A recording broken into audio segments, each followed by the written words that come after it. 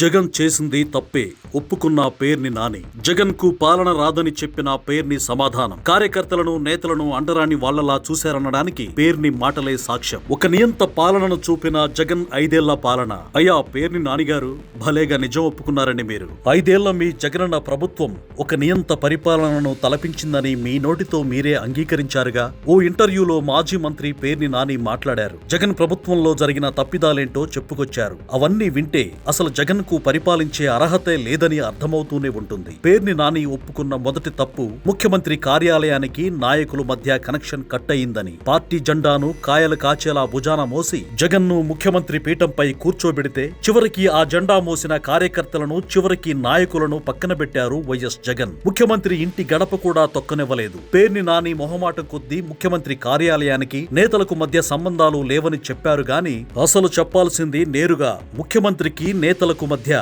సంబంధాలు కట్ అయ్యాయనే. పక్కా నియంతలా పరిపాలించడానికి పేర్ని నాని చెప్పిన ఈ పాయింటే సాక్ష్యం. పేర్ని నాని ఒప్పుకున్న మరో తప్పు నేతలకు కార్యకర్తలకు మధ్య సంబంధాలు తెగిపోవడం. యథా రాజా తథా ప్రజ అంటుంటారు. నాయకుడే అలా ఉంటే మిగతా నేతలు ఇంకెలా ఉంటారు? లీడర్లెవరూ కార్యకర్తలను పట్టించుకున్న పాపాన పోలేదు. వాలంటీర్ వ్యవస్థను నెత్తిన పెట్టుకున్న జగన్ నాయకులకు పగ్గాలు ఇవ్వకుండా చేశాడు. ఏదైనా తానే చేయాలి, తానే చూడాలనేంత ధోరణితో వెళ్లాడు. అది కాస్త లీడర్లు కార్యకర్తల మధ్య కనెక్షన్ కట్ చేసింది. అంతేకాదు నేతలకు నాయకులకు మధ్య సంబంధాలు కూడా తెగిపోయాయి. ఏ అవసరానికైనా వాలంటీర్లే గతి అనుకున్నప్పుడు ఇక ఎమ్మెల్యేలకు ఓట్లేసి గెలిపించడం ఎందుకు? అన్ని విన్నాక అసలు జగన్ కు పరిపాలించడమే చేతకాలేదని స్పష్టమవుతుందనే అభిప్రాయం వ్యక్తం చేస్తోంది బీసీవై పార్టీ. కేవలం బటన్లు నొక్కితే చాలు, ప్రజలు వాళ్ళంతట వాళ్లే ఓట్లేస్తారనే భ్రమలో ఒక నియంతలా జగన్ పాలించారు అనడానికి పేర్ని నాని మాటలే నిదర్శనం అంటోంది బీసీవై పార్టీ.